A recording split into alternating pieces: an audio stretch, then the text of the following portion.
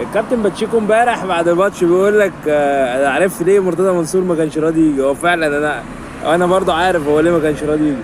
هو كان خايف يتزنق زي ما انت اتزنقت، بس انت عبيط ومش فاهم حاجه فجيت على غشامه يعني فخدوك في الديره. انت عبيط يا ابني ولا ايه؟ ده احنا واخدين منك 3 بطولات كده و يعني زي النسمه. انت عبيط يا باتشيكو ولا ايه؟